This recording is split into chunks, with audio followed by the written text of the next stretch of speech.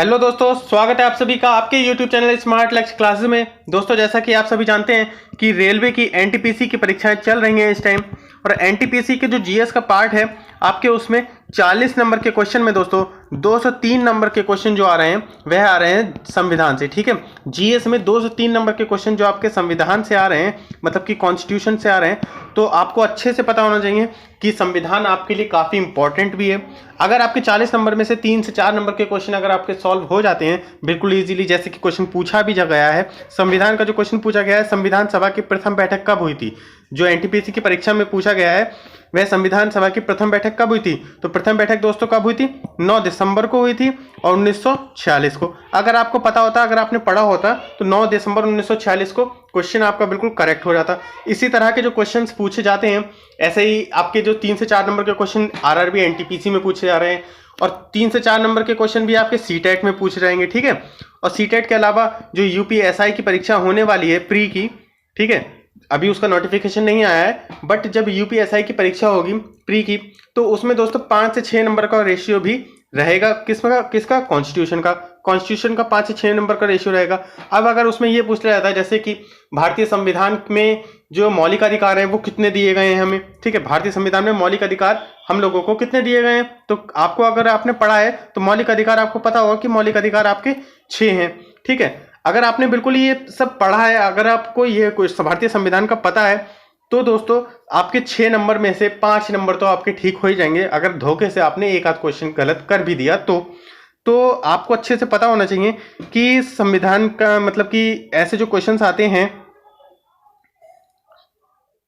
क्योंकि अगर हमने एक भी क्वेश्चन अगर ऐसे इस तरीके के क्वेश्चन अगर हमने गलत किए हैं तो हमारे सिलेक्शन के चांसेस कम हो जाते हैं, और अगर हमने इस तरह के क्वेश्चन बिल्कुल सही कर दिए हैं तो हमारे सिलेक्शन का चांसेस बढ़ जाता है। ठीक है, तो दोस्तों इसी को ध्यान में रखते हुए हम आपके लिए संविधान की नई सीरीज का प्रारंभ कर रहे हैं। इसमें दोस्तों हम आपके लिए जो टॉपिक्स कवर कराएंगे वह सारे टॉपिक्स हम आपको कवर करा देंगे, जैसे कि संविधान क्या है। ठीक है, ये क्वेश्चन काफ़ी पूछा भी जाता है, संविधान क्या है, उसमें भाग कितने हैं, ठीक है, अनुसूचियाँ कितनी हैं, मैं यहाँ नोट कर देता हूँ, अनुसूचियाँ कितनी हैं, एफआर कितने हैं, ठीक है, फंडामेंटल राइट्स हमारे जो मौलिक अधिकार हैं वो कौन कौन से हैं, डीपीएसपी, जो मोस्टली जो क्वेश्चंस आते हैं वो एफआर से, डीपीएसपी से और एफडी से। ठीक है, एफडी मतलब कि फंडामेंटल ड्यूटी, मौलिक कर्तव्य हमारे कौन कौन से हैं, तो इस तरीके के क्वेश्चंस आएंगे आप लोगों के।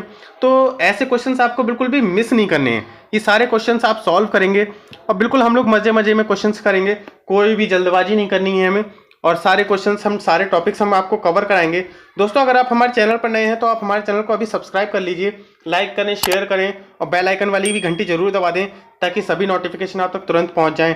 ठीक है दोस्तों, अगर इन क्वेश्चंस को बिल्कुल सबसे आसान तरीका है, जो सरल तरीका है वो मैं आपको बता रहा हूँ कि इन सबको सरल तरीके से जो सॉल्व कर सकते हैं आप, वो सबसे पहले तो आपको करने का एक ही तरीका है कि आपको अपने इसके जितना भी जो क्वेश्चंस है मतलब कि आपको उसका सिलेबस पता होना चाहिए कि आपका जो आप जो पढ़ने जा रहे हैं, जिस चीज़ की आप तैयारी कर रहे हैं उसका सिलेबस क्या है। अगर आपको सिलेबस पता है तो आप बिल्कुल भी आराम से सारे क्वेश्चंस सॉल्व कर सकते हैं। ठीक है, अगर आपको सिलेबस पता है, उसमें सिलेबस में कौन कौन से आपके टॉपिक्स हैं, सारे टॉपिक्स आपको पता होने चाहिए। अगर आपने टॉपिक्स सारे कवर कर रखे हैं तो कोई भी क्वेश्चन आपसे मिस नहीं होगा, जैसे संविधान, भाग, अनुसूचियाँ, एफआर, डीपीएसपी, एफडी, राष्ट्रपति, प्रधानमंत्री और यूपीएसपी। ठीक है, यूपीएसपी बोल दिया मैंने, यूपीएससी। ठीक है, ये सारे क्वेश्चंस जो हैं वो टॉपिक्स जितने भी आपने कवर कर रखे हैं अगर, तो सारे टॉपिक्स आपके बिल्कुल इजीली आप कोई भी क्वेश्चन आ जाए तो आप सॉल्व कर सकते हैं।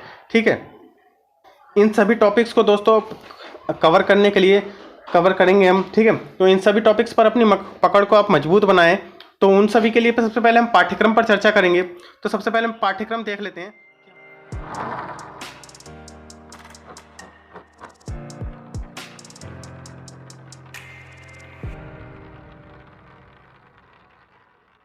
पाठ्यक्रम क्या है, ठीक है, तो हमारे जो सबसे पहले पाठ्यक्रम में जो शुरुआत करेंगे हम, तो भारतीय संविधान का निर्माण कैसे हुआ, ठीक है, कैसे करके वो बना है, ठीक है, उस पर हम चर्चा करेंगे। हम सबसे पहले इस टॉपिक में कवर करेंगे भारतीय संविधान के निर्माण में जो हम टॉपिक कवर करेंगे वह देखेंगे हम संविधान क्या है। संविधान क्या है, सबसे पहले हम यह टॉपिक कवर करेंगे। अब दोस्तों संविधान क्या है? दोस्तों किसी भी देश के शासन को चलाने के लिए जिन नियमों और कानूनों की आवश्यकता पड़ती है, उनका जो समूह होता है, नियमों और कानूनों का जो समूह होता है, उसी को दोस्तों क्या कहते हैं? संविधान कहते हैं। क्या कहते हैं? संविधान। तो यह था संविधान के बारे में। अब दोस्तों संविधान का निर्माण कैसे करके हुआ है, उसमें उस वक्त संविधान की मांग किसने की, कब किया, ठीक है, और किसके द्वारा किया गया, संविधान निर्माताओं ने क्या क्या योजनाएं बनाई, कैबिनेट मिशन कब बना, ठीक है, कैबिनेट मिशन क्या है, और संविधान सभाएं कब की गई, कब गठित हुई, इन सबको देखेंगे हम। यह सब हम किस में पढ़ेंगे? संविधान सभा के निर्माण में, भारतीय संविधान के निर्माण में। जो हम अगला टॉपिक कवर करेंगे दोस्तों, वह है संविधान की अनुसूचियां एवं स्रोत। तो दोस्तों भारतीय संविधान में कितनी अनुसूचियां हैं, कौन कौन से स्रोत हैं, मतलब हमारा संविधान जो है किन किन स्रोतों से मिलकर बना है, कहाँ कहाँ से हमारे संविधान निर्माताओं ने संविधान बनाने के लिए किस किस देश के संविधान से क्या क्या लिया है, वैसा भी हम किस में कवर करेंगे? भारतीय संविधान की अनुसूचियों और स्रोतों में। वर्तमान में कितनी अनुसूचियां हैं, पहले कितनी अनुसूचियां थी, यह सभी हम अब किस में कवर करेंगे? हम सेकंड टॉपिक में हम अपने कवर करेंगे। तो हमारा जो अगला टॉपिक है दोस्तों, वह है प्रस्तावना। जो हम अगला टॉपिक अपना कवर करेंगे प्रस्तावना, तो दोस्तों प्रस्तावना भारतीय संविधान का भाग है या नहीं है, यह भी हम डिस्कस करेंगे। और क्योंकि काफी डिस्कस हुई है इसके बारे में, काफी केस भी हुए हैं, जितने भी केस हुए हैं वह भी हम डिस्कस करेंगे कि कौन कौन से केस हुए हैं प्रस्तावना को लेकर के। प्रस्तावना क्या है हमारे संविधान की, वो भी हम आपको बताएंगे। यह हमारा अगला टॉपिक है। जो हमारा नेक्स्ट टॉपिक रहेगा वह रहेगा मूल अधिकार, जिससे सबसे ज्यादा क्वेश्चन पूछे जाते हैं दोस्तों, FR, ठीक है। FR से हमारे मोस्टली क्वेश्चन आते रहते हैं पेपर में कि कितने FR हैं, वर्तमान में कितने FR हैं, पहले कितने FR थे, ये सभी हम डिस्कस करेंगे। किसमें करेंगे? फंडामेंटल राइट्स में, ठीक है। कितने कितने इसमें संशोधन किए जा चुके हैं, वह सभी हम किस में डिस्कस करेंगे? मूल अधिकार में, ठीक है। और अगला जो हमारा टॉपिक रहेगा वह राज्य के नीति निर्देशक तत्व। राज्य के नीति निर्देशक तत्व कौन कौन से होते हैं दोस्तों, यह सभी हम जानेंगे इसमें, अर्थात DPSP, ठीक है। ये सब किस में देखेंगे हम? राज्य के नीति निर्देशक तत्व में। जो हमारा अगला टॉपिक रहेगा दोस्तों, वह रहेगा मूल कर्तव्य। हमारे मूल कर्तव्य कौन कौन से हैं। जो उसके बाद टॉपिक रहेगा हमारा संघीय कार्यपालिका, जिसके अंतर्गत राष्ट्रपति, उपराष्ट्रपति, प्रधानमंत्री तथा मंत्रिपरिषद, महान्यायवादी, ठीक है। और जो हमारा अगला टॉपिक रहेगा संघीय व्यवस्थापिका, संसद, संघीय न्यायपालिका, उच्चतम न्यायालय, उसके बाद राज्य की कार्यपालिका, राज्यपाल, मुख्यमंत्री तथा मंत्रिपरिषद, महाधिवक्ता, यह सभी हम किस में कवर करेंगे? इस टॉपिक में। राज्य की विधायिका, विधानमंडल। अगला टॉपिक रहेगा हमारा राज्य की न्यायपालिका, उच्च न्यायालय एवं अधीनस्थ न्यायालय, ठीक है। और उसके बाद संवैधानिक तथा गैर संवैधानिक निकाय, और एक टॉपिक हमारा रहेगा स्थानीय स्वशासन, ठीक है। तो ये कुछ टॉपिक हैं जो हम अभी पहले कवर करेंगे अपने इन पार्ट्स में। फिर उसके बाद में नेक्स्ट वीडियो बनाएंगे, उसमें भी हम और टॉपिक्स कवर करेंगे, क्योंकि संविधान तो केवल इतना ही नहीं है ना दोस्तों, संविधान तो इससे ज्यादा है। तो सभी हम टॉपिक्स किस में कवर करेंगे? अपनी सारी वीडियोज में कवर करेंगे। हर टॉपिक्स के लिए एक एक वीडियो बना लेंगे हम। वीडियो थोड़ी लंबी होगी, आप उन्हें पूरा देखिए, आप स्किप करके देखिएगा, ठीक है, कोई दिक्कत नहीं होगी। आप आराम से पढ़िए, हम मजे में ले लेकर पढ़ेंगे, कोई दिक्कत नहीं है टॉपिक्स के लिए। जो दोस्तों मैंने आपको बताया, दोस्तों जैसा कि मैंने आपको बताया ही है कि सबसे पहले हम जो कवर करेंगे टॉपिक, वह कवर करेंगे भारतीय संविधान का निर्माण। तो आइए पहले देख लेते हैं भारतीय संविधान का निर्माण किस तरह से हुआ है, कैसे हुआ है। तो बढ़ते हैं हमारे अगले स्लाइड पर। दोस्तों पहले मैं नोट कर देता हूं, आप पहले पढ़ें, आराम से समझें। आपको हैंड रिटन नोट्स भी मिल जाएंगे। आपको हमारे PDF चाहिए तो आप हमारे टेलीग्राम चैनल पर जाकर के डाउनलोड कर सकते हैं। टेलीग्राम का लिंक मैं वीडियो के डिस्क्रिप्शन में दे दूंगा, आप वहां से डाउनलोड कर लीजिएगा। टेलीग्राम का लिंक वीडियो के डिस्क्रिप्शन में, और वीडियो का लिंक भी मैं वीडियो के डिस्क्रिप्शन में दे दूंगा। इस PDF का लिंक और अदर्स वीडियो का लिंक भी वीडियो के डिस्क्रिप्शन में मिल जाएगा, आप वहां से भी जाकर के वीडियो को देख सकते हैं। इस वीडियो को आप दोस्तों बार बार 2-3 बार देख लीजिएगा, ताकि आपको कोई भी टॉपिक जो है मिस ना हो और सब समझ में आ जाए आपके। आप नोट बाद में कर लीजिएगा, पहले आप पर ध्यान से सुन लीजिए, उसके बाद में आप नोट कर लीजिएगा, नोट्स आपको प्रोवाइड करा दिए जाएंगे, ठीक है।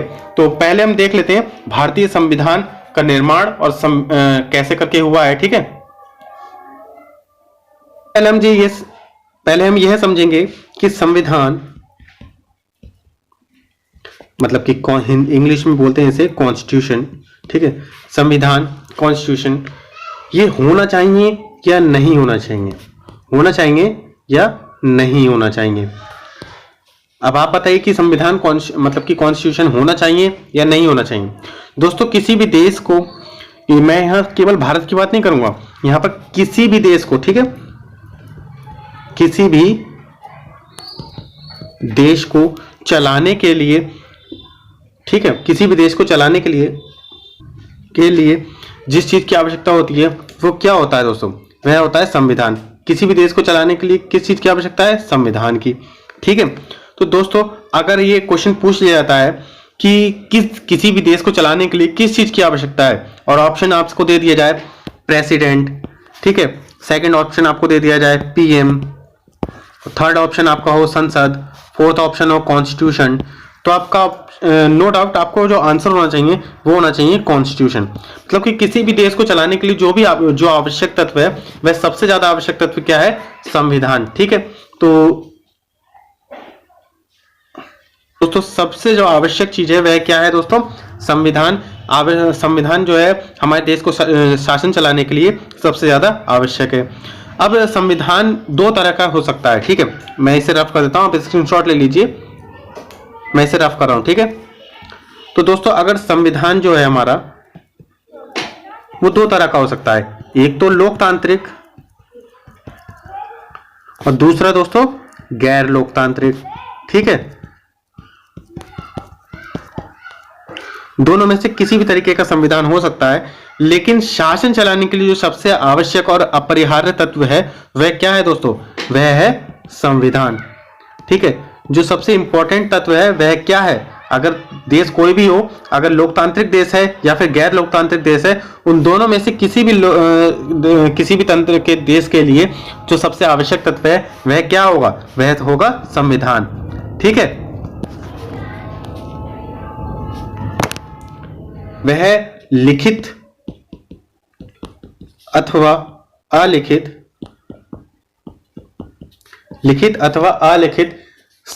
कानूनों का समूह होता है, ठीक है। संविधान, जैसा कि मैंने आपको पहले ही बताया था कि संविधान जो है लिखित अथवा अलिखित कानूनों का समूह होता है, ठीक है। संविधान के द्वारा ये दोनों दोस्तों शासन के तीनों अंग, कार्यपालिका, व्यवस्थापिका और न्यायपालिका, मैं यहाँ नोट कर इसे रफ कर देता हूं मैं, ठीक है, दोबारा से बना देता हूं। जैसे कि संविधान है,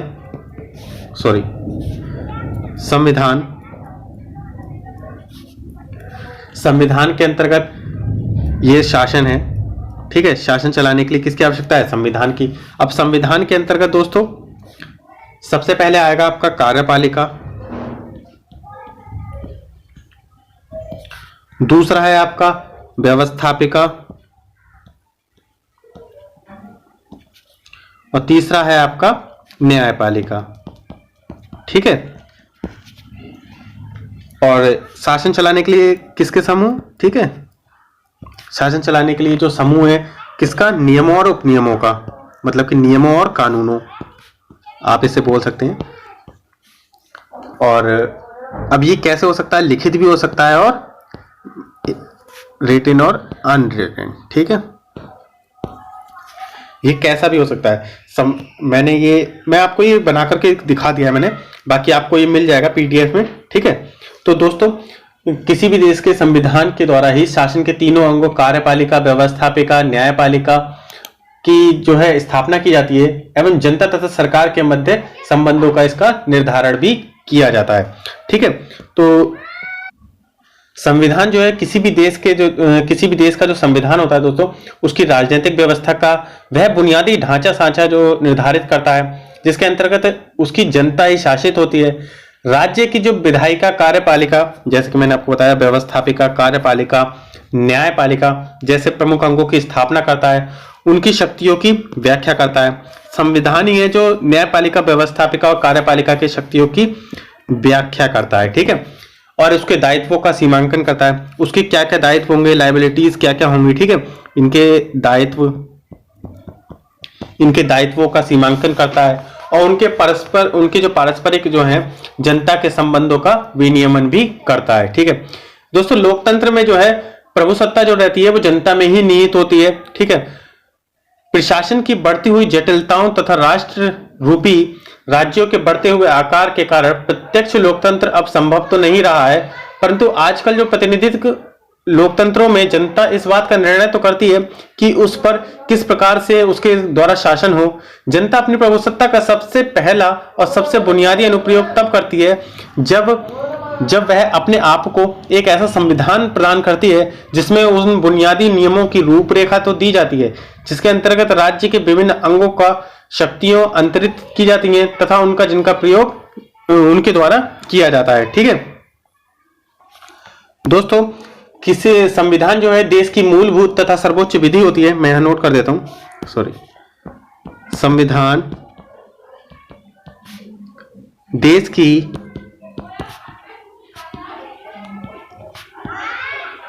मूलभूत तथा सर्वोच्च विधि होती है, ठीक है। संविधान जो है देश की मूलभूत तथा सर्वोच्च विधि होती है। दोस्तों किसी भी देश के संविधान को इसकी ऐसे ही आधार विधि भी कहा जा सकता है जो उसकी राज्य व्यवस्था के मूल सिद्धांत में विहित करती है, ठीक है, और इसकी कसौटी पर राज्य के अन्य विधियों तथा पालक कार्यों को उसकी विधि मान्यता तथा वैधता के लिए कसा जाता है। प्रत्येक संविधान तथा उसके संस्थापक जितने भी थे, संस्थापक और निर्माताओं के आदर्शों, सपनों और उस मूल्यों का दर्पण होता है संविधान दोस्तों जनता की विशिष्ट सामाजिक, राजनीतिक और आर्थिक, मैं नोट कर देता हूं, सामाजिक,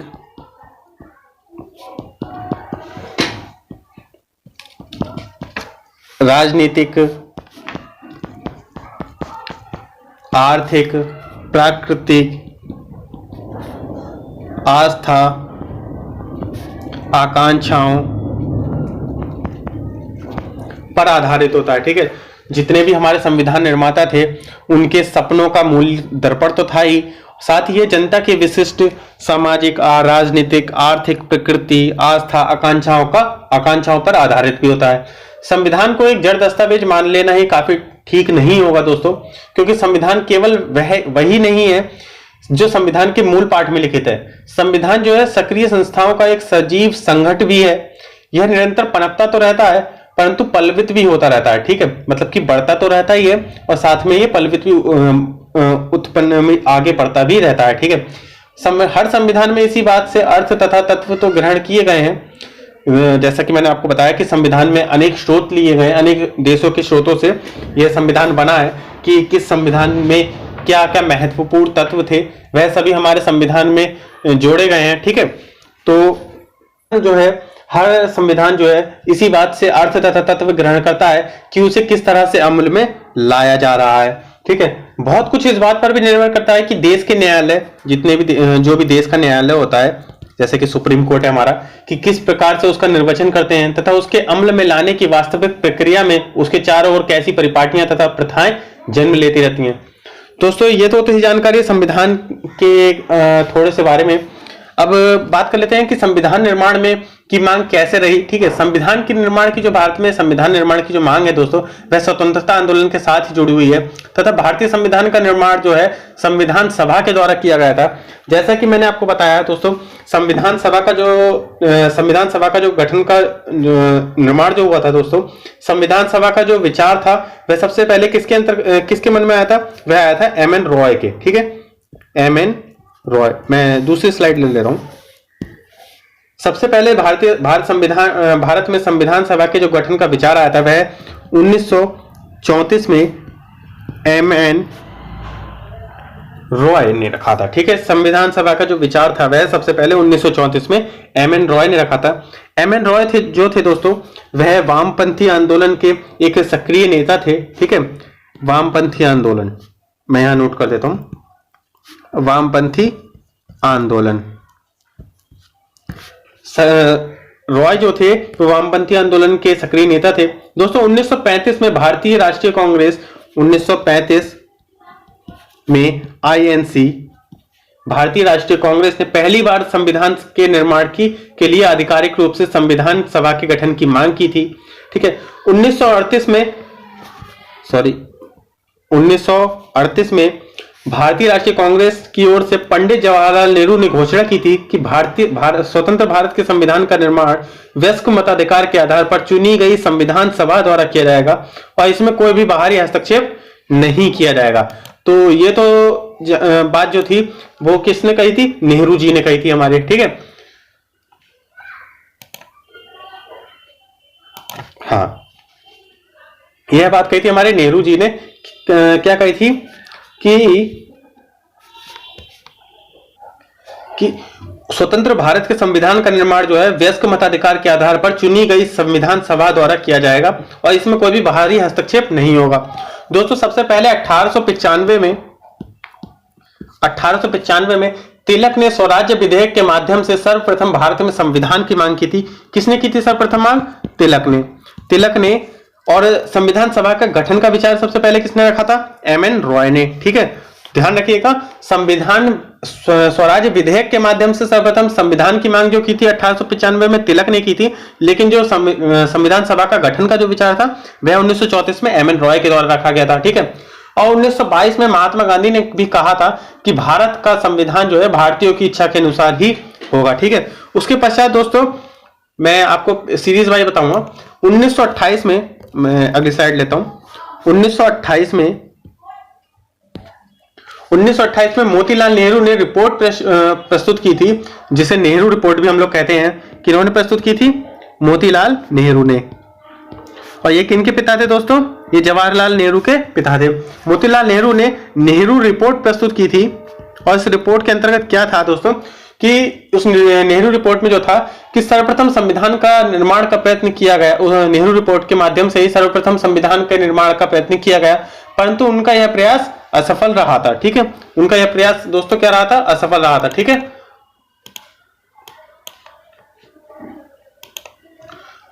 और 1934 में, जैसा कि मैंने आपको बताया, 1934 में एमएन रॉय ने सर्वप्रथम औपचारिक रूप से ही संविधान सभा के माध्यम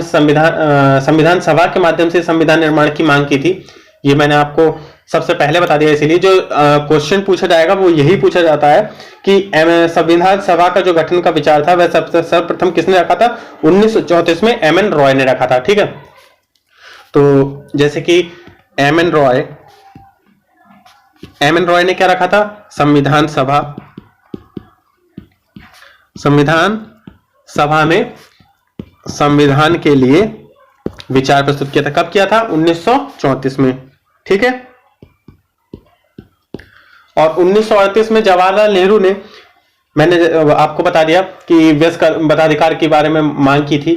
दोस्तों 1940 में जो था, 1940 में नेहरू की इस मांग के बाद ही दोस्तों ब्रिटिश सरकार ने सैद्धांतिक रूप से इसे स्वीकार तो कर लिया और इसे 1940 के अगस्त प्रस्ताव के नाम से जाना गया। ठीक है, किसके नाम से जाना गया दोस्तों? इसे 1940 के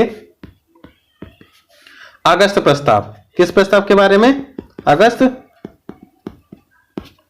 इसे 1940 के अगस्त प्रस्ताव के नाम से भी जाना जाता है। जो ये मैंने आपको बताया अभी नेहरू वाला कि 1940 में ब्रिटिश शासन के द्वारा भारतीयों के संविधान निर्माण की मांग को अस्थायी मंजूरी प्रदान की थी। इसे अगस्त प्रस्ताव बोलते हैं हम। 1940 में जो पारित हुआ था दोस्तों। 1942 में जो था क्रिस्प मिशन जो था भारत में ब्रिटिश शासन के द्वारा भारतीयों के संविधान निर्माण की मांग को पूर्व मंजूरी प्रदान करने के लिए आए थे। क्रिस्प मिशन कौन थे दोस्तों? क्रिस्प मिशन जो इनका नाम था दोस्तों वह था सर स्टैफोर्ड क्रिस्प। ठीक है, मैं नोट कर देता हूं, सर स्टैफोर्ड क्रिस्प। ठीक है, यह इनका नाम था। और यह कब आए थे दोस्तों? यह भारत में कब आए थे? 1942 में। यह नोट करने वाला पॉइंट है कि 1940 में अगस्त प्रस्ताव, यह सीरीज वाइज पूछ भी लिया जाता है कि अगस्त प्रस्ताव कौन से सन में पारित हुआ था और क्रिस्प मिशन कब आया था भारत? 1942 में। ठीक है, और इनका नाम क्या था दोस्तों? Sir Stafford crisp. ठीक है, सर स्टीफर्ड क्रिप्स जो थे, इन्होंने क्रिस्प मिशन ब्रिटिश शासन के द्वारा ही भारतीयों के लिए संविधान निर्माण की मांग को पूर्व मंजूरी प्रदान कर दी थी। ठीक है, तो ये तो थी क्रिस्प मिशन के बारे में जानकारी दोस्तों। अब उसके पश्चात दोस्तों क्या हुआ था कि 1946 में कैबिनेट मिशन की योजना के अंतर्गत भारतीय संविधान का तो गठन कर लिया गया और साथ ही साथ संविधान सभा ने भारत के संविधान का निर्माण भी कर दिया। तो कब हुआ था भारतीय संविधान का निर्माण दोस्तों? सबसे जो इंपॉर्टेंट पॉइंट है वह यह है कि 1946 में कैबिनेट मिशन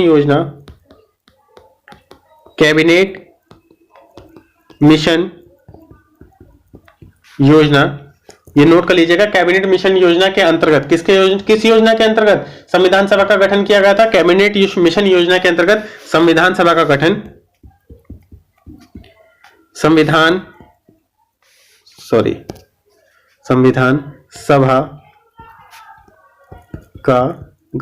संविधान सभा का गठन और किया गया। ठीक है, और भारतीय संविधान सभा ने भारत के संविधान का निर्माण किया। ठीक है, निम्नलिखित में से किस योजना के अंतर्गत भारतीय संविधान को व्यवहारिक रूप प्रदान किया गया? तो किस योजना के अंतर्गत व्यवहारिक रूप प्रदान किया गया दोस्तों? वह उसका आंसर होगा दोस्तों कैबिनेट मिशन योजना के अंतर्गत भारतीय संविधान को व्यवहारिक रूप प्रदान किया गया।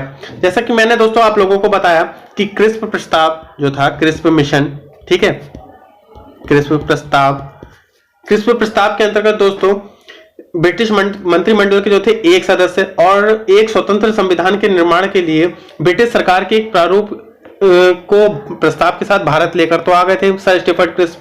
ठीक है, परंतु इस संविधान को जो था द्वितीय विश्व युद्ध के बाद अपनाया जाना था। द्वितीय विश्व युद्ध कब हुआ था दोस्तों? 1900, आप बताइए, 1939 से। आंसर बताइए फटाफट से दोस्तों, मैं आप कमेंट करके, मैं नहीं बताऊंगा आपको। द्वितीय विश्व युद्ध जो था दोस्तों 1929 से 1945। ठीक है, द्वितीय विश्व युद्ध जो था 1939 से 1945 के मध्य हुआ था। तो जो भारत का संविधान जो था दोस्तों द्वितीय विश्व युद्ध के बाद अपनाया जाना था, परंतु क्रिस्प प्रस्ताव को मुस्लिम लीग ने अस्वीकार कर दिया। ठीक है, और क्रिस्प प्रस्ताव को जो था मुस्लिम लीग के अस्वीकार कर दिए जाने के पश्चात मुस्लिम लीग ने दोस्तों मांग की थी कि भारत को स्वायत्त 2 हिस्सों में बांट दिया जाए। वो मुस्लिम लीग जो थी वो भारत का बंटवारा चाहती थी कि उसे एक हिस्सा भारत का और एक हिस्सा पाकिस्तान, ठीक है, अलग अलग कर दिया जाए, 2 टुकड़ों में भारत को बांट दिया जाए। परंतु भारत में एक कैबिनेट मिशन को भेजा गया। जैसे कि मैंने आपको बताया 1946 में कैबिनेट मिशन भेजा गया। ठीक, कैबिनेट मिशन की योजना थी, उसे भेजा गया। इस मिशन ने 2 संविधान सभाओं की मांग को तो ठुकरा दिया, लेकिन उन्होंने ऐसे संविधान सभा के निर्माण की योजना सामने रखी जिससे मुस्लिम लीग काफी हद तक संतुष्ट हो गई थी। ठीक है, तो यह तो जानकारी थी, संक्षिप्त जानकारी कि कैबिनेट मिशन योजना के बारे में, क्रिस्प प्रस्ताव के बारे में। और अब थोड़ी सी जानकारी और ले लेते हैं। जैसे कैबिनेट मिशन जो था और संविधान, तो इसका जो क्वेश्चन अगर आपसे पूछा जाए, जैसे पूछा जाए 24 मार्च 1946 को कैबिनेट मिशन भारत आया। ठीक है, उसमें 3 सदस्य थे। कौन कौन से सदस्य थे? जो 3 सदस्य थे दोस्तों वह थे, मैं यहां आपको नोट कर देता हूं, लॉर्ड पैथिक लॉरेंस। ठीक है, इन्हें लॉरेंस के नाम से काफी जाना जाता है। इन्हें शॉर्ट में जो बोलते हैं लॉरेंस। ठीक है, लॉर्ड पैथिक लॉरेंस, ये थे कौन थे? अध्यक्ष थे। ठीक है, और संविधान सभा कैबिनेट मिशन जो था संविधान सभा 24 मार्च 1946, कौन सी डेट थी? 24 मार्च 1946। कैबिनेट मिशन के जो अध्यक्ष थे 3 सदस्य थे, उनमें एक सर पैथिक लॉरेंस जो थे वो अध्यक्ष थे, और जो दूसरे नंबर के थे वह कौन थे?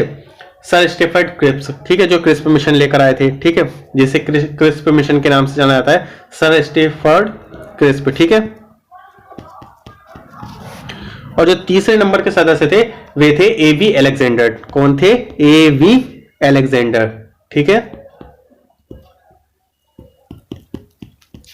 वो थे A.V. अलेक्जेंडर। ठीक है, दोस्तों कैबिनेट मिशन योजना के द्वारा संविधान के बारे में निम्न बात मतलब कुछ बातों को ध्यान रखा गया था। वह बातें थी जो दोस्तों कैबिनेट मिशन योजना के अंतर्गत दोस्तों संविधान सभा का गठन अप्रत्यक्ष रूप से प्रांतों की विधान सभाओं के सदस्यों के रूप में किया जाएगा।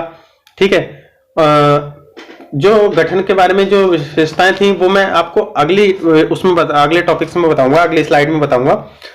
तब तक हम लोग और देख लेते हैं जो मैंने आपके लिए हैंडआउट से नोट करके रखे हैं, संविधान क्या है उसके बारे में। तो आप देख लीजिए, संविधान नियमों उपनियमों का एक ऐसा लिखित दस्तावेज होता है जिसके अनुसार सरकार का संचालन किया जाता है।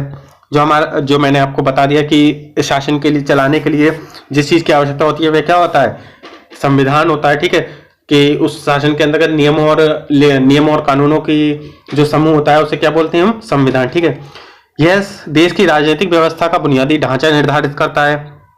जैसे कि मैंने आपको बताया, शासन चलाने के लिए जिन कार्यपालिका, व्यवस्थापिका, न्यायपालिका की आवश्यकता होती है। ठीक है, अब जो अगला है हमारा, संविधान राज्य की विधायिका, कार्यपालिका और न्यायपालिका की स्थापना तथा उनकी शक्तियों तथा दायित्वों का सीमांकन एवं जनता तथा राज्य के मध्य संबंधों का विनियमन करता है। ठीक है, ये और अगला है हमारा, संविधान देश के आदर्शों, उद्देश्यों एवं मूल्यों का दर्पण होता है। संवैधानिक विधि देश की सर्वोच्च विधि होती है तथा सभी अन्य विधियां इसी पर निर्धारित होती हैं। अगला है जो हमारा टॉपिक, संविधान एक ऐसा दस्तावेज नहीं है बल्कि एक निरंतर पनपता रहता है जो बरसों से चली आ रही परंपरा है, जो बरसों से चली आ रही परंपरा बरसों से चली आ रही परंपराएं भी देश के शासन में महत्वपूर्ण भूमिका अदा करती हैं। ठीक है, और जो हमारा अगला है, अब संविधान के महत्व क्या क्या है दोस्तों, तो देख लेते हैं। संविधान के महत्व दोस्तों, संविधान यह सुनिश्चित करता है कि कानून कौन बनाएगा। जैसा कि आपको मैंने बताया कि कार्यपालिका, विधायिका, न्यायपालिका, ठीक है, उसी तरह से उनके मध्य सीमांकन निर्धारित करता है। कैसे करके कानून बनेंगे, कौन किस आर्टिकल के अनुसार बनेंगे, किसकी क्या सीमा है, यह सभी किसके अंतर्गत आता है, संविधान के लिए। संविधान का महत्व इसीलिए हमारा बढ़ जाता है कि उसमें हमने पावर तो दे दी, परंतु पावर देने के पश्चात अगर उस पावर का गलत इस्तेमाल ना हो, उसके लिए संविधान में काफी अनुच्छेद निर्धारित कर दिए गए हैं। उनको अगर जैसे संविधान, हमारे जो संविधान निर्माता थे वह इतने सूझबूझ के निर्माता थे, उन्होंने संविधान में अमेंडमेंट्स करने के लिए, उन अमेंडमेंट्स में भी अमेंडमेंट्स करने के लिए ऐसे अनुच्छेद बनाए हैं ताकि आने वाले भविष्य में हम उन्हें चेंज कर सकें। और अब तक हमारे जितने भी अमेंडमेंट हो चुके हैं वो इन्हीं बातों को इसीलिए हुए हैं ताकि आगे किसी को भी कोई परेशानी ना हो। ठीक है, समाज में शक्ति के मूल वितरण को स्पष्ट करता है। समाज में किसकी कितनी शक्ति होगी, किसके पास कितनी शक्ति रहनी है, उसका मूल वितरण कौन करता है दोस्तों, संविधान करता है। समाज में निर्णय लेने की शक्ति किसके पास होगी, सरकार का निर्माण कैसे होगा, यह निर्धारित करता है। इलेक्शन कमीशन ऑफ इंडिया, ठीक है, यूपीएससी, उच्चतम न्यायालय, उच्च न्यायालय, अधीनस्थ न्यायालय, ठीक है, यह सभी, इन सभी का जो निर्माण है, किसके पास कितनी शक्ति रहनी है और कौन किसकी कितनी शक्ति का उपयोग कर सकता है, उस सभी का निर्माण के कौन करता है, संविधान करता है। ठीक है, यह समाज की आकांक्षाओं एवं लक्ष्यों को अभिव्यक्त करता है एवं न्यायपूर्ण समाज की स्थापना हेतु उचित परिस्थितियों के निर्माण को सुनिश्चित करता है। ठीक है, और जो हमारा अगला है वह यह समाज की बुनियादी पहचान प्रदान करता है। हमारे समाज को पहचान प्रदान कौन करता है दोस्तों, संविधान। हमारे देश का जो संविधान है, सबसे बड़ा लिखित और विस्तृत संविधान हमारे देश का ही संविधान है दोस्तों। और सबसे पहला जो संविधान था दोस्तों, लिखित संविधान, वह कौन से देश का था, सबसे पहला लिखित संविधान कौन से देश का था दोस्तों, अमेरिका का। ठीक है, यह आप ध्यान रखिएगा। सबसे पहला सर्वप्रथम संविधान जो है, प्रारंभिक संविधान और लिखित संविधान जो है वो कौन से देश का था, अमेरिका का। ठीक है, अभी महत्व और भी है, महत्व पूरे देख लेते हैं। संविधान राज्य व्यवस्था के तीनों प्रमुख अंगों, ठीक है, कार्यपालिका, विधायिका एवं न्यायपालिका की स्थापना करता है और उनकी शक्तियों एवं अधिकारों को भी परिभाषित करता है। ठीक है, जैसा कि अभी हम लोगों ने डिस्कशन किया था। और है हमारा जो अगला टॉपिक है वह यह राज्य के अंगों के अधिकारों को मर्यादित कर उन्हें निरंकुश एवं तानाशाह होने से रोकता है। राज्य के जितने भी अंग हैं हमारे, पुलिस है, पुलिस प्रशासन है हमारा, उच्च न्यायालय है हमारा, अधीनस्थ न्यायालय है, उन सभी पर अंकुश भी लगाए रहता है, ठीक है, और उन्हें तानाशाह ना हो जाए वह इस वजह से उन पर उनकी शक्तियों का निर्धारण करता है। ये समझ लीजिए आप कि उनकी सारी शक्तियां जो हैं वो संविधान के पास ही निहित हैं, ठीक है। संविधान एक आईना है दोस्तों, जिसमें उस देश के वर्तमान, भूत, भविष्य सभी की झलक देखने को मिलती है। हमारे संविधान में दोस्तों वर्तमान में कैसा चल रहा है, वर्तमान हमारा संविधान कैसा है, भविष्य में हम कैसे कर सकते हैं, और जो हमारा भूतकाल था उसमें संविधान हमारा कैसे है, उस सभी का जो आईना है वो सभी हमारे देश हमारा जो संविधान में देखने को मिलता है। संविधान में दोस्तों संविधान और राज्य व्यवस्था के अनेक उपादान जो हैं ब्रिटिश शासन से अधिग्रहण किए गए हैं। ब्रिटिशों द्वारा समय समय पर जो लाए गए अधिनियम थे उनमें भारतीय सरकार और प्रशासन की विधिक रूपरेखा ढांचे को तैयार किया गया है। दोस्तों ये तो थी संक्षिप्त जानकारी। अभी संविधान क्या है और संविधान के महत्व क्या है, what is the constitution, importance of the constitution, तो ये तो संक्षिप्त जानकारी थी। अब कल से हम जो डिस्कशन करेंगे वह हम डिस्कशन करेंगे कि संविधान सभा का गठन कैसे हुआ, संवैधानिक विकास के चरण कौन कौन से, स्टेजेस ऑफ कॉन्स्टिट्यूशनल डेवलपमेंट, कौन कौन से एक्ट्स पारित हुए हैं, और अभी हम उससे पहले डिस्कशन करेंगे अनुसूचियां, ठीक है। ये सभी हम किस में डिस्कशन करेंगे, अभी हम इसी में डिस्कशन करेंगे कि कौन कौन से चरण हैं संविधान के, और संविधान सभा का कैसे करके गठन हुआ है दोस्तों, ठीक है। उसमें समितियां कौन कौन सी हैं, प्रस्ताव कौन कौन से पारित किए गए हैं, ये सभी हम किस में डिस्कशन करेंगे, धीरे धीरे सभी हम इसी में डिस्कशन करेंगे। अगर आप दोस्तों हमारे चैनल पर नए हैं तो हमारे चैनल को अभी सब्सक्राइब कर लीजिए, ताकि सारे टॉपिक्स आप कवर कर सकें अच्छे से। पॉलिटी आप बिल्कुल सारे ही टॉपिक मैं आपको कवर कराऊंगा। दोस्तों हमारे चैनल को सब्सक्राइब कर लीजिए, फटाफट से लाइक करिए, शेयर करिए। अगर आपने हमारी प्रीवियस वीडियोस नहीं देखी हैं तो आप ऊपर आई कार्ड में जाकर के प्रीवियस वीडियो आप हमारे देख सकते हैं। और हमारे चैनल पर दोस्तों आपको हिस्ट्री के, ज्योग्राफी के और करंट अफेयर के, पॉलिटी के मैं आपको पढ़ा ही रहा हूं। और दोस्तों अगर आपको साइंस की वीडियोस चाहिए तो हमारे साइंस की वीडियोस भी हमारे टेलीग्राम चैनल पर भी उपलब्ध हैं, और हमारे वीडियोस में भी उपलब्ध है। आप जाकर के प्लेलिस्ट में जाकर के वीडियोस को देख सकते हैं। दोस्तों हमारे चैनल का लिंक यहाँ पर दिया हुआ है, आप जाकर के वहां से हमारे चैनल को सब्सक्राइब कर सकते हैं। और दोस्तों अगर आपको पीडीएफ चाहिए तो हमारे चैनल पर जाकर के पीडीएफ ले सकते हैं। टेलीग्राम का लिंक वीडियो के डिस्क्रिप्शन में आपको मिल जाएगा, वहां से जाकर के आप वीडियोस को पीडीएफ को डाउनलोड कर सकते हैं। और अगर आपकी कोई क्वेरी हो तो आप इंस्टाग्राम पर हमें फॉलो कर सकते हैं, और इंस्टाग्राम का लिंक वीडियो के डिस्क्रिप्शन में मिल जाएगा आपको। डेली न्यूज अपडेट्स के लिए दोस्तों आप हमारे फेसबुक पेज को लाइक कर दीजिए, और अगर आपके कोई सुझाव हो तो आप हमें इस पते पर भेज सकते हैं, educationhubsmart@gmail.com। दोस्तों अब आपसे एक मुलाकात कल होगी, तब तक के लिए तो दोस्तों जय हिंद, जय भारत, वंदे मातरम।